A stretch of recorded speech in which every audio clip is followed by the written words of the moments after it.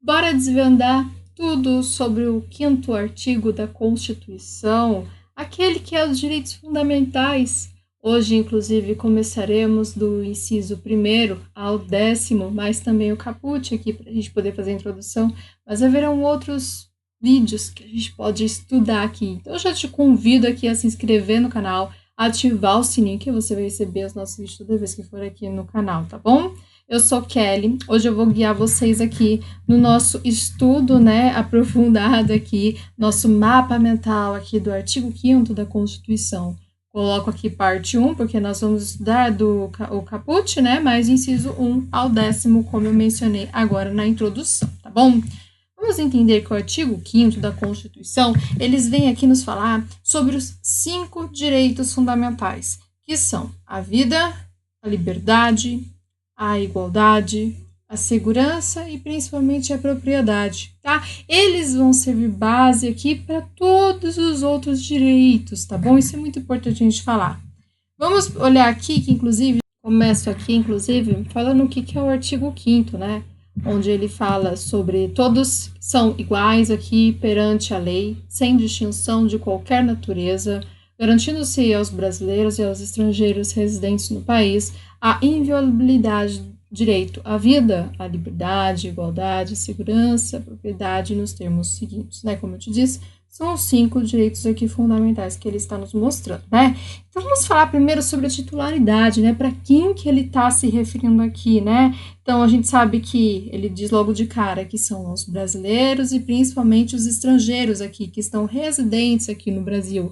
Aí você fala, mas só, Kelly? Eu falo, não é somente não, vamos guardar essa informação, porque vai se ampliar para qualquer pessoa que esteja aqui em território nacional também, tá bom? Então, por exemplo, um estrangeiro, um americano está passando férias aqui no Brasil, na praia do Rio de Janeiro, né? Ele vai ter aqui os seus direitos, né, fundamentais aqui preservados também, né? Então, a gente vai ver que o estrangeiro, principalmente também que estiver sem domicílio, também vão ter esses direitos aqui garantidos, tá bom? O direito aqui, que a gente pode dar um exemplo para esse estrangeiro, é usar, por exemplo, o habeas corpus, ele pode utilizar. O direito à propriedade também ele pode usar, mesmo não tendo residência aqui no Brasil. Ele pode ter acesso à assistência social, só que aqui na assistência social, observe comigo esse ponto importante que eu vou falar, é sobre uma prestação continuada, né, a BPC, tá? Que a gente já vê que ela vai trazer aqui uma deficiência, né, comprovada, né, principalmente por não ter meio aqui de se da sua própria manutenção da vida, né? A gente vai ver que isso vai ser para deficientes, né? E principalmente no caso de idosos, tá bom? Isso, a gente vai encontrar isso muito forte. Esses direitos aqui fundamentais, eles são aplicados tanto para pessoas físicas como jurídicas também, tá? E principalmente para o Estado, tá? É muito importante a gente guardar isso. Porque agora entraremos aqui no nosso primeiro direito a ser observado, que é o direito à vida. Sério, Kelly? Sério, seríssimo. Vamos ver o que ele nos fala no primeiro aqui, né? A gente vai falar que o Estado aqui deve assegurar, né, a continuidade, né, o continuar vivo, tá bom? Então, a gente vai ver que se busca uma vida digna, né, uma vida boa, a busca da felicidade, isso é importante, né, o que, olhando sempre para o princípio da dignidade, né, a felicidade aqui está inclusa, tá bom? E a vida aqui a gente não entende só esta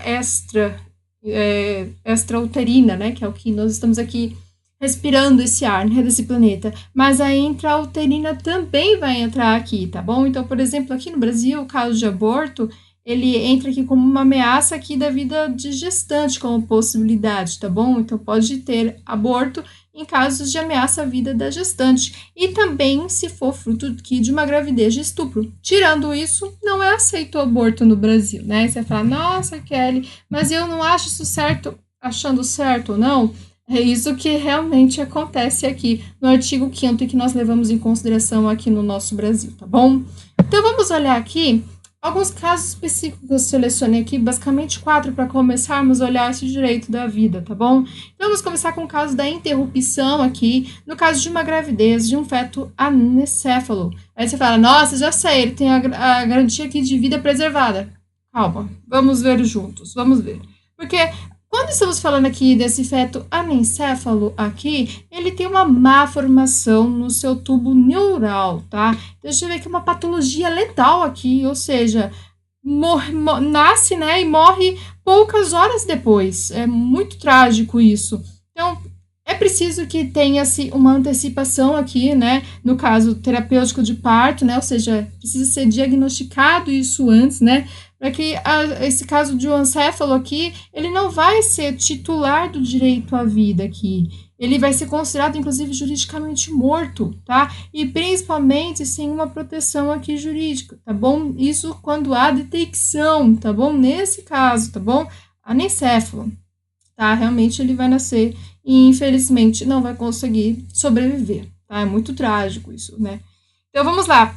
Uma segunda possibilidade é sobre as pesquisas células tronco embrionárias, quando a gente fala que ela é legítima aqui, sim, porque não está ofendendo nem o direito da vida e muito menos dignidade de ninguém, tá bom? Então, a gente vai ver que são obtidos aqui embriões humanos, né, para que sejam aplicados aqui via fertilização in vitro, guarda essa informação, né? O direito à vida aqui, ele não é absoluto, tá? É importante a gente falar isso, porque pode sim, em alguns casos, ter pena de morte. Quando, Kelly? Em casos de guerra declarada. Que mais, Kelly? Só. Tá? A gente vai ver que ela é uma cláusula que pétrea. Inclusive, não vai ter outras hipóteses de pena de morte, mesmo mudando a Constituição. Tá bom? Não vai ter possibilidade. Tá? Não se fala, não é nem possível. Tá bom? Direito aqui nesse caso, tá? Então, já vê que ele vai seguir aqui o princípio inclusive, da vedação ao retrocesso, né? Uma nova Constituição aqui vai ser possível declararmos pena de morte, tá bom? Cuidado aí com os discursos que vocês vão ter na vida. Não é possível pena de morte. Não fica querendo desejar a morte do outro, tá bom? Bom, vamos falar sobre o uso de força letal, né? Aquela força geralmente utilizada pela polícia, né? Que exige aqui um plano de redução de letalidade policial, tá? Então, a gente vai ver quando se usa, né? Em casos extremos, né? É importante falar sobre isso. Quando se exauriu todos os meios possíveis, tá? Qualquer hipótese aqui que vá colocar em risco ou atingir a vida de alguém, e principalmente em casos de ameaça concreta ou até mesmo iminente, tá bom? A gente vai ver que vai ser aplicado aqui, inclusive, o caso de proporcionalidade e excepcionalidade. Tudo bem? Muito importante a gente tomar atenção. E o nosso quarto momento, né, é falar sobre o direito à segurança. Direito à segurança aqui faz parte também aqui o direito à vida, a gente às vezes nem percebe, mas faz, tá? Porque a gente tá olhando aqui para a integridade física, né? A gente tem até a palavra bonita, ó só, incolumidade de pessoas, mas inclusive patrimônios, tá bom? Não há aqui uma menção direta dentro da nossa Constituição, tá? A gente encontra inclusive isso lá nos caputs, principalmente do artigo 5º e 6º, tá? Que vai mencionar ali expressamente sobre aqui o direito à segurança, tá? Então a gente sabe que é um dever de Estado e um direito a todos ter acesso aqui à segurança, tá bom? Agora sim, finalizamos o termo sobre vida, né, direito à vida. Para partirmos agora para o princípio da igualdade, já começar aqui que ele é o inciso primeiro, né? Estamos falando até então do caput, né? Do caput. Então vamos partir agora para o primeiro inciso, quando ele vai me falar o quê? Que homens e mulheres são iguais em direitos e obrigações nos termos dessa Constituição. Vamos olhar um pouquinho mais, dar um zoom aqui. Vamos dar um zoom, entender esse tratamento, esse princípio aqui de igualdade que ele está chamando? Bom, falamos que tratamento é igual no caso de condições equivalentes. Guarda essa palavra. Igual para equivalentes. E quando há desigual? A gente vai ter condições adversas. Desigualdade, vão ter condições adversas aqui, principalmente quando estamos olhando nas desigualdades. Tá bom? Igual, mesma coisa, vai se aplicar equivalente. Desigual, condições adversas. Guarda essa informação, tá? Porque a gente vai ver isso em direito tributário, direito administrativo, vamos ver na vida, tá bom? Entendendo esse princípio aqui da igualdade e como ele é aplicado, vai te ajudar muito, tá bom? Porque o legislador aqui, ele, inclusive, vai obedecer ao nosso próximo critério, tá? Que é o princípio aqui da igualdade na lei, tá? Então, a gente vai ver que ele não vai criar uma lei que vai discriminar pessoas em situações equivalentes, lembra? é igual, então vai ter condições equivalentes. Eu não posso fazer discriminação aqui, não. Não posso dar benefício para um, porque a gente está falando que estamos em igualdade, condições equivalentes, tá bom? Então, a gente respeita isso. Exceto aqui quando olhamos para a razoabilidade, tá bom? Os intérpretes aqui, quando eles vão ser aplicadores também da lei, eles vão estar limitados pela igualdade aqui perante a lei, tá bom? Então, não há diferença se fala aqui, se lei aqui, vai falar de tratamento igual, tá? Não há diferença em tratamentos iguais, equivalentes, tá bom? A gente está olhando aqui para o princípio da isonomia, inclusive, meus amigos. Veja, ó, reveste de uma autoaplicabilidade aqui, então não é suscetível aqui uma regulamentação e muito menos complementação normativa, tá bom? Vamos ver que vamos encontrar algumas diferenças de igualdade. Igualdade na lei e igualdade perante a lei. Qual que é a diferença disso de acho, Kelly? Não entendi, é tudo a mesma coisa? Estamos falando de igualdade e lei? Pois é, uma é na, porque a gente está olhando na lei, é aquela generalização mais abstrata, né? A formação não há muita discriminação, tá bom? Mas também temos a igualdade perante. Essa aqui já é mais elaborada. Essa é perante porque ela já foi, inclusive, elaborada, tá bom? Então, a gente vai ver que ela impõe aqui para os demais poderes estatais o que ela está falando. Então, a gente vê que a aplicação aqui não pode subordinar tratamentos aqui que sejam seletivos ou até mesmo discriminatórios, tá? Então, a igualdade aqui, quando falamos de perante a lei, é aquela que já foi, né, feita. A igualdade na lei é que nós estamos vendo um processo de formação, tá? Que ela não vai ter aqui uma discriminação, tá bom? Vamos encontrar possibilidades de ações afirmativas. O que é isso, Kelly? Bom, é reservar, por exemplo, um número X de vagas nas universidades públicas para negros e indígenas. Fala, pode isso? Pode sim. Então, isso é uma ação afirmativa. Ah, cota racial é uma ação afirmativa? Sim, já vou chegar lá, inclusive. Vamos ver que elas são todas constitucionais. Então, reservas de universidade pública para negros e indígenas. Vamos ver que há a possibilidade também de bolsa de estudo em universidades públicas para renda, né? Pessoas que tenham renda familiar muito pequena, né? Vamos encontrar cotas para negros, pardos e indígenas também, né? Bolsa de estudo vai ser oferecido, e principalmente para portadores aqui de necessidades especiais. Então, todos eles englobados aqui na possibilidade de haver bolsa, tá bom? E aí você fala, nossa, Kelly, e as cotas raciais, né? Em concursos públicos? Bom, a gente vai ver que tem duas formas, tá? E elas são muito polêmicas, tá? Primeiro que é a autodeclaração. Eu, Kelly, chego lá e falo, eu me declaro como negra ou como indígena. Estou me autodeclarando, ok. Mas existe a segunda opção, que é a heteroidentificação. Esse precisa que aconteça uma entrevista com o candidato, né? Que não basta ele só se autodeclarar. Ele tem que ser passado por uma entrevista para que ele seja, né? Avaliado, né? Vai ver várias condições dele para que, inclusive, isso impeça aqui de condutas fraudulentas, né? Porque existem muitas pessoas que não são pretas, que não são indígenas e que usam esse recurso. Pois é. Inclusive pessoas que nem precisam, né? Tem condições financeiras para poder bancar, né? O seu estudo. Mas, enfim, a gente está falando aqui de ações afirmativas. Por quê? Porque eu estou pensando no desigual, né? Em que tem condições adversas. Então, eu estou olhando para essas desigualdades, tá? Que acontecem ao longo dos anos, tá? Então, a gente está olhando para pessoas que não têm condições mesmo. É uma ação afirmativa.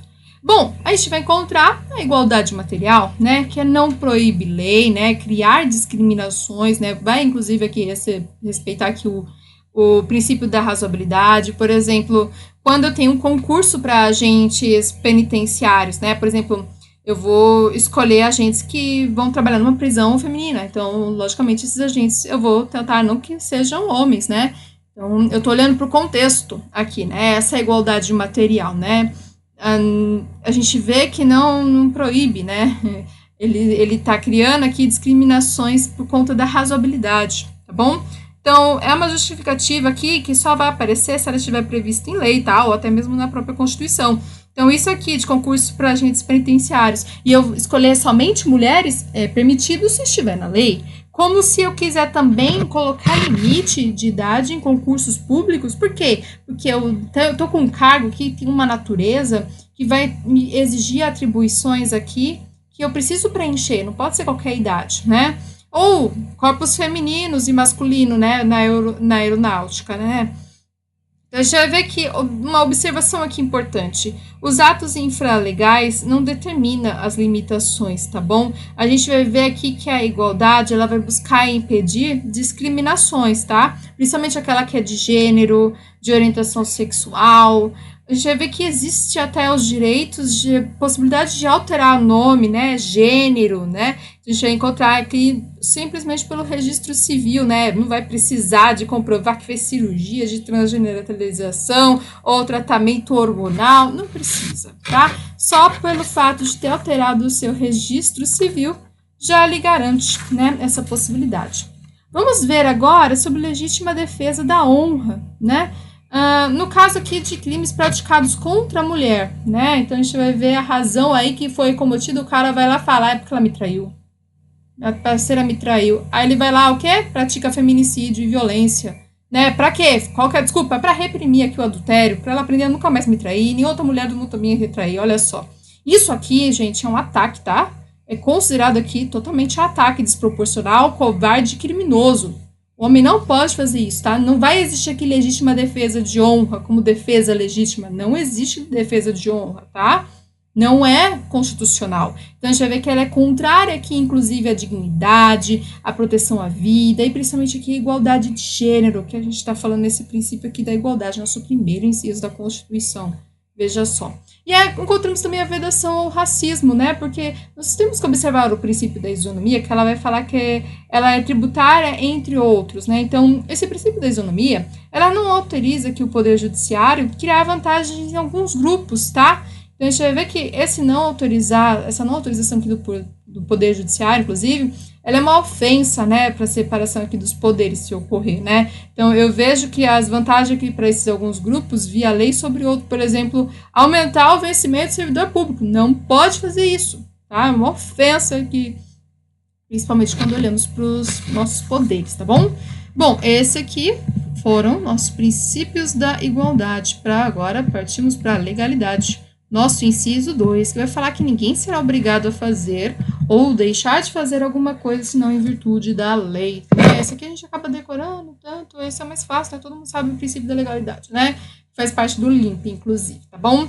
Bom, ele é diferenciada para quem? Para particulares, tá? Porque os particulares, eles são obrigados a agir ou omitir por lei, tá? E no caso do poder público, eles fazem, né, o que é permitido pela lei, percebe? Obrigado a agir ou se omitir por lei, ou fazer o que é permitido pela lei.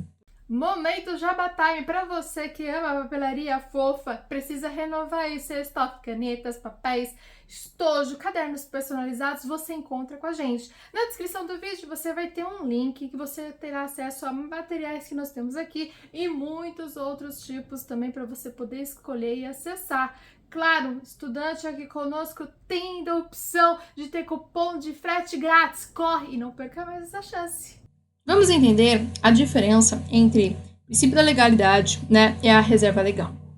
Como eu disse, aqui a lei no sentido mais amplo, né, onde eu tenho todo e qualquer ato aqui normativo, mais estatal, como, por exemplo, os atos infralegais, né, eles vão obedecer aqui formalidades próprias, ou seja, vão seguir uma regra aqui jurídica, tá? Vamos encontrar uma submissão, um respeito aqui à lei, né, atua nos limites, né, aquela lei no sentido mais material.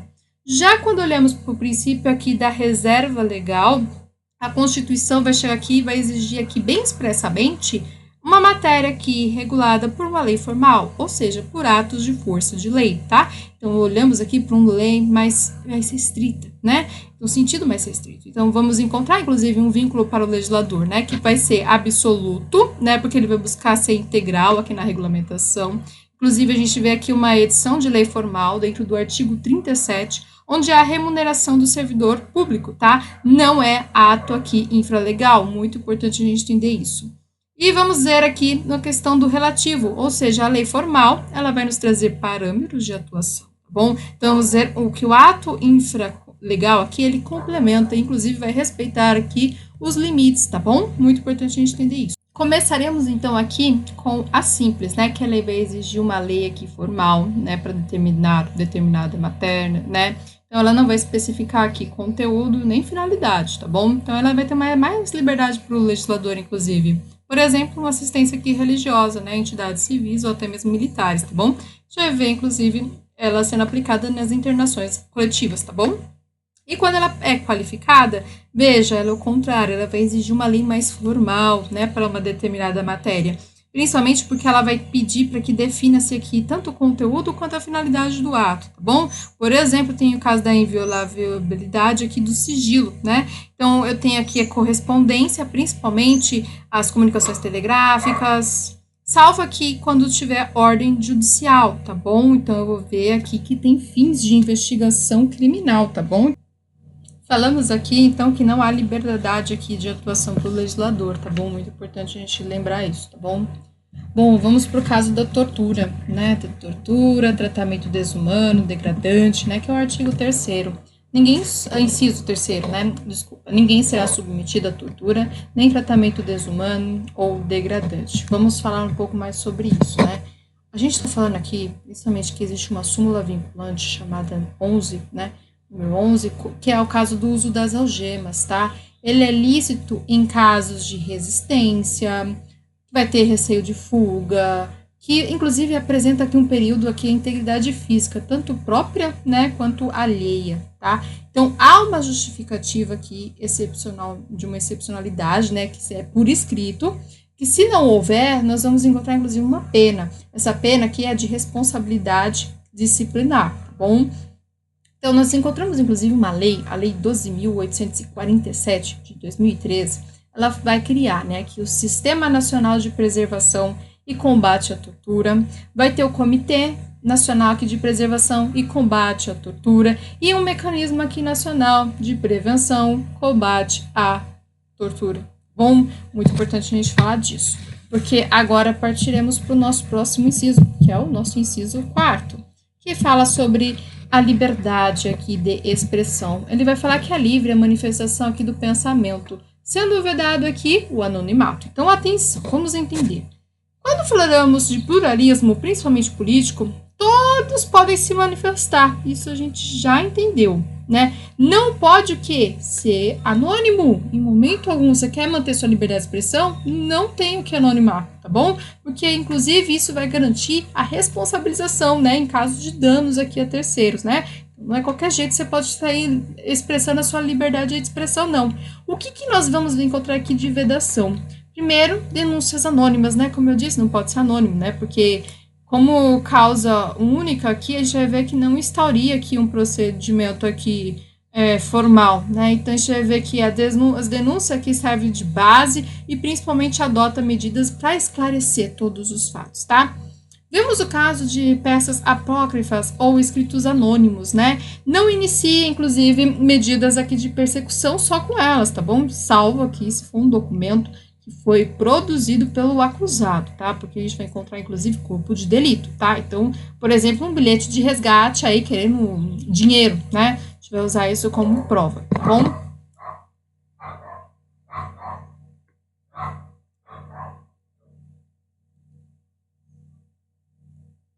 A lei vai nos mostrar que é inconstitucional aqui, quando falamos de manifestação, principalmente de reunião, tá? Onde vamos encontrar a criminalização aqui de defesa de legalidade das drogas, tá? Inclusive aqui para manifestações ou eventos públicos, tá? Estamos falando disso, por exemplo, discriminar aqui a marcha da maconha, tá bom?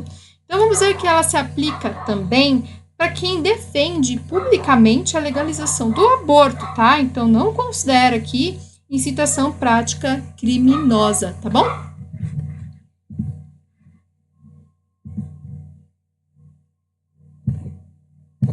Vai ser inconstitucional aqui a manifestação aqui de... Vai ser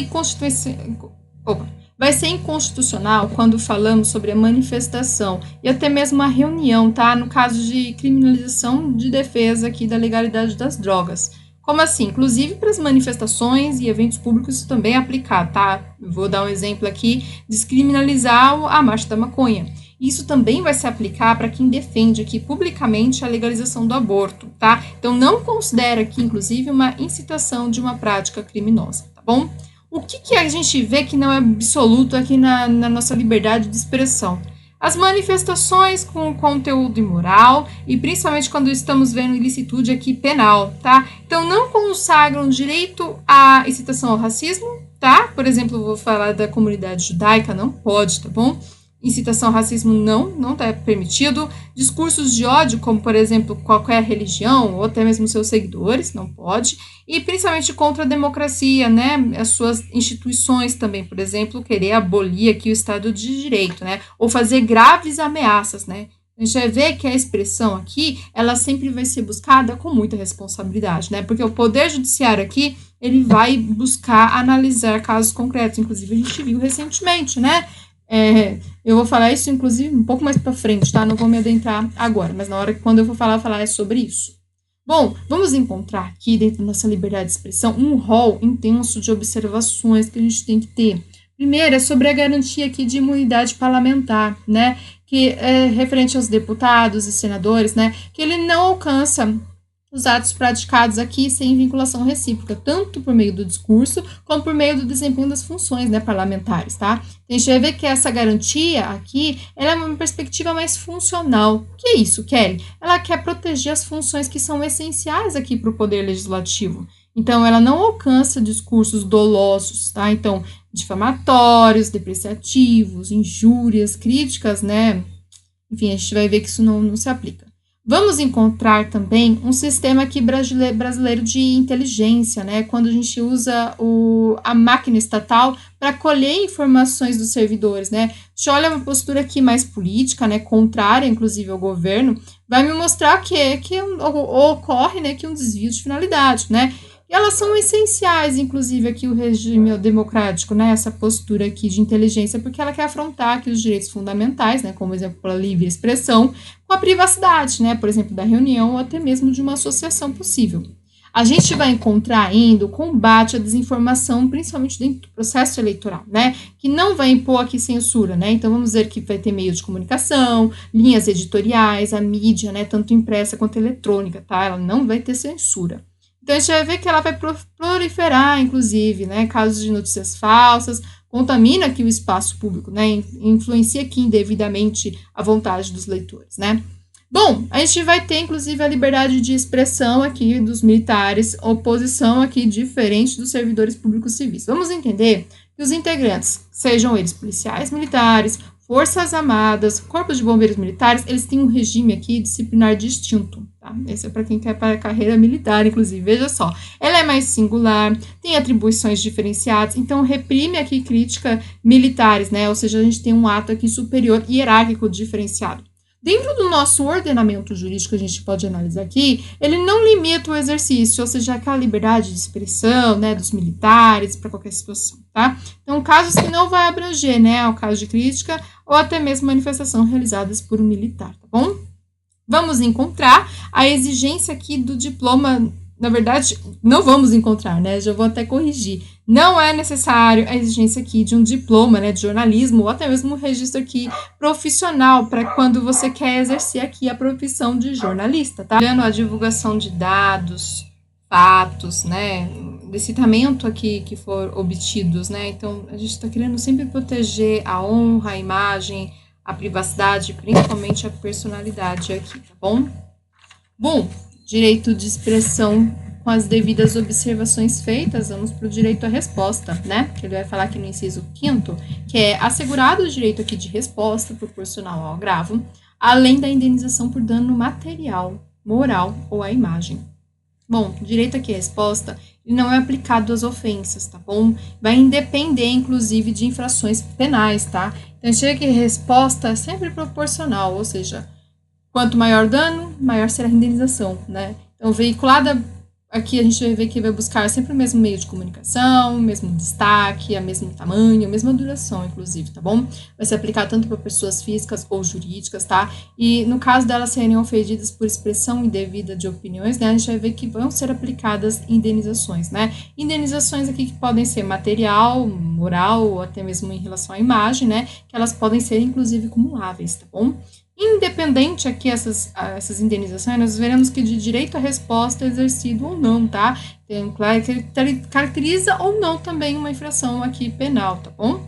O TCU não pode ter sigilo. Sigilo aqui é o quê? A autoria da denúncia, ou seja, contra um administrador público aqui, como por exemplo. Porque esse sigilo, ele impede que o denunciado se ofenda. Lembra lá que nós vimos lá anteriormente? A expressão, ela tem que vir sem anonimato, hein? Porque senão a gente não tem como cumprir, né?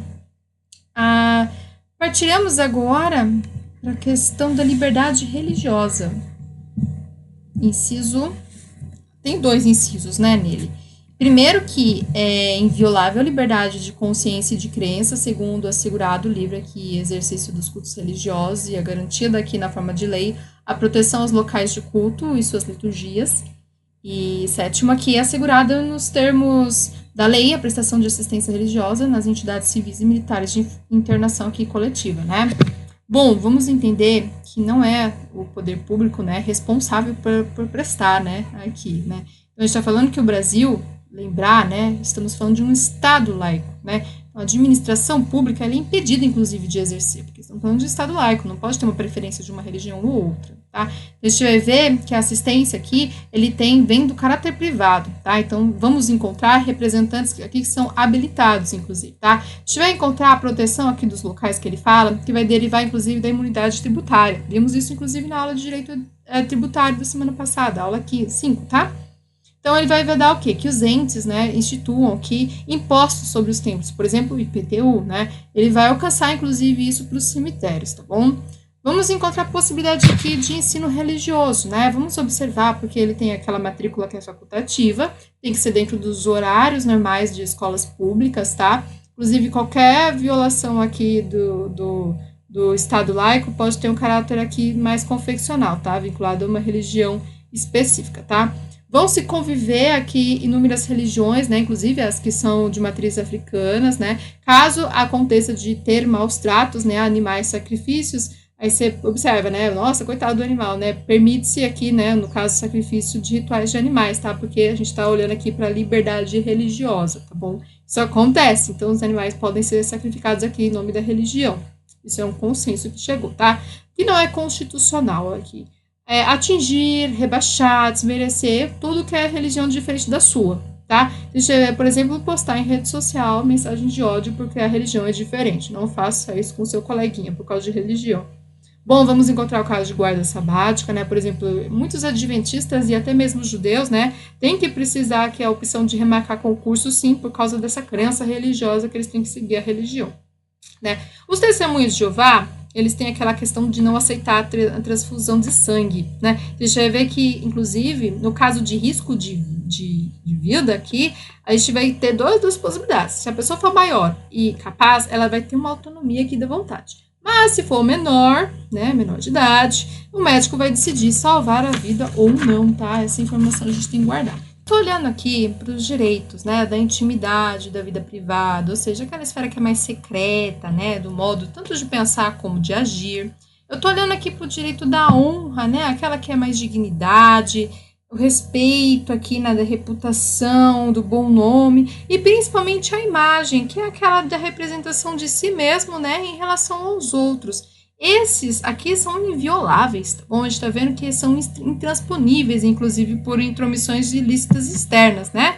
A gente vai ver que enseja aqui, inclusive, a possibilidade de indenização, tá bom?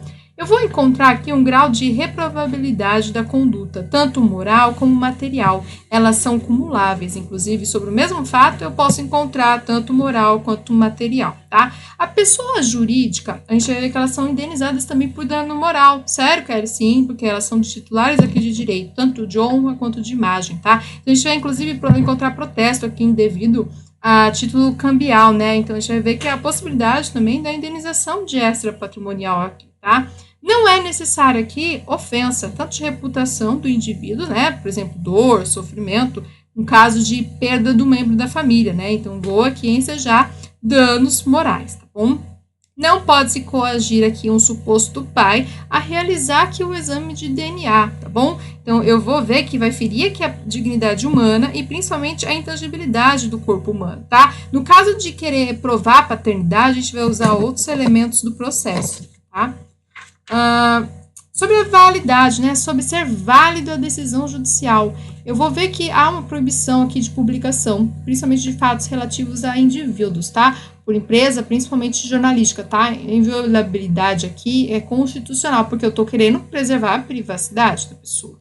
A privacidade, no caso de agentes públicos, ela é relativa. Lembrando que devem sim prestar contas, principalmente para a sociedade, sobre a sua atuação, né? Então, nós vamos ver que tem-se o direito à privacidade de seus fatos íntimos, sua vida familiar, mas nunca sua atividade pública, tá? O servidor público, inclusive, dentro do seu exercício, suas funções, se ele for injustamente ofendido, no caso de honra e imagem, a indenização aqui é sujeita a uma cláusula de modicidade. Inclusive, veja só, o agente público, ele tem a vigília da cidadania, ou seja, não tem aqui, principalmente, a aparência, né, quando a gente fala de legalidade, legitimidade aqui, sua atuação.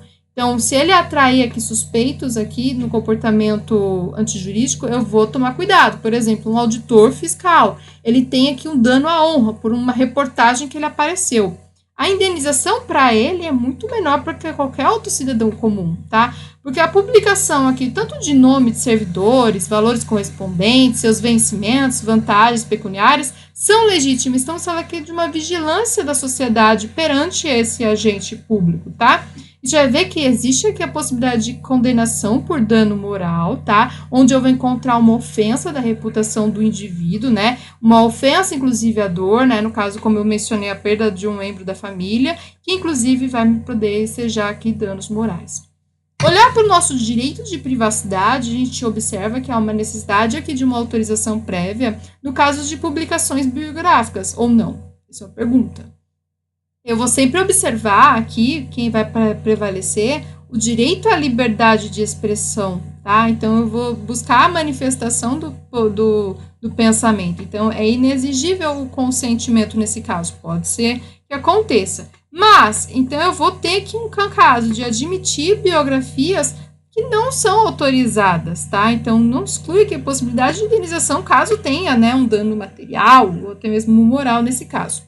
Para vermos aqui a inviolabilidade com o caso de sigilo de dados, como, por exemplo, direito aqui à intimidade, a vida privada, o sigilo bancário mesmo, a gente vai ver que tem uma defesa aqui mais profunda em relação à privacidade, com o princípio aqui da exclusividade, inclusive. Então, eu vou ver que o bancário, aqui, sigilo bancário, não vai ser absoluto, porque vai ser necessária aqui uma fundamentação judicial, ou seja, uma quebra de sigilo, quando não há violação, e principalmente uma cláusula aqui pétrea. E aí eu te pergunto, quais são as autoridades que podem determinar aqui a quebra do sigilo bancário? Bom, primeiro, o Poder Judiciário, comissões parlamentares de inquérito, as famosas CPIs, tanto federais como estaduais, elas têm esse poder aqui de investigação. As autoridades fiscais, por meio da lei complementar 105/2001, né, lei com transparência, né, e é necessário processo de administração instaurado, um procedimento fiscal em curso, né? E informações aqui que são indispensáveis para a autoridade aqui administrativa competente poder acompanhar. Os dados fornecidos por instituições financeiras para autoridades fiscais, eles seguem a cláusula aqui de sigilo bancário e vira-se também fiscal, sigilo fiscal. Então, contas correntes de entes públicos, eles não gozam de proteção, tá? De intimidade ou privacidade, tá? Porque estamos olhando aqui para o princípio da publicidade e principalmente da moralidade. Ou seja, eu tenho o dever aqui de transparência o tempo todo. Por exemplo, um prefeito, ele faz uma denúncia do Ministério Público por práticas de crimes. Ele vai lá e abre um habeas corpus. Tem que essas provas que estão falando são ilegais, sigilo bancário. O STJ, ele vai vir e falar que considera, sim, essas provas lícitas, né? Não se usa sigilo bancário para entes públicos. Então, a gente vê que encontramos um caráter aqui excepcionalíssimo, inclusive, ou seja, quebra de sigilo bancário pelo Ministério Público. Então, a defesa aqui é o próprio patrimônio público. Estamos falando de um ente público, né? Não a vida pessoal dele, né? Um ente público. Então, olhamos para a requisição, né? Principalmente sem autorização judicial. A gente vai ver que vai ter dados aqui, tanto bancários quanto fiscais, né? A gente vai encontrar, inclusive, também corregedor, né, nacional de justiça, que vai, inclusive, vir e apurar a inflação aqui de um sujeito determinado, via processo regular instaurado, né? Lembra, é preciso ter isso, e decisão aqui que seja fundamentada e principalmente baseada em indícios aqui, tanto de prática do ato, né, que seja aplicável, né? Então, eu vou encontrar que é legítimo compartilhar meus dados pessoais aqui, tanto de órgãos ou entidades de administração aqui pública federal, sem qualquer prejuízo, porque a gente está observando aqui os princípios legais, os mecanismos de proteção, a Lei Geral de Proteção de Dados. Uma observação importante, tanto o TCU como o TCE não pode determinar aqui quebras de sigilos bancários. O TCU ele pode requisitar ainda informações de operações crédito aqui originários de recurso público. Por quê? Essa requisição aqui pode ser aplicada no caso dele pedir o BNDES aqui, que apresenta as operações de créditos aqui originário, né, desse recurso público. Esses recursos aqui de operações creditários originários públicos, eles não são abrangidos pelo sigilo bancário, tá? A quebra do sigilo bancário, ela é excepcional. Ele tem que ter a necessidade aqui de informações solicitadas, né, cumprir condições legais e que haja aqui a individualização do investigado com o objeto também investigado. A quebra de sigilo bancário não é possível com fatos aqui genéricos, tá? Você tem que me comprovar que é importante acontecer essa quebra aqui de sigilo. Os dados bancários, quando a gente usa eles para fins de investigação que lhe deu origem, a gente vai ver que não é possível, inclusive, usá-los por terceiras pessoas, né? Terceiros estranhos ainda à causa. Não adianta uma pessoa aleatória na rua querer ver, né, o dado bancário. Não dá. Não é necessário aqui 1/8 do investigado, tá? Porque a gente está olhando para o princípio do contraditório. Não prevalece aqui um caso de fase aqui inquisitorial. Inclusive, quero ver aqui a chuva de likes que vocês deixaram nesse vídeo de hoje. Finalizamos aqui a primeira parte, né, do artigo 5º da Constituição. Nos vemos na nossa próxima aula. Agradeço aqui a sua presença. Até mais.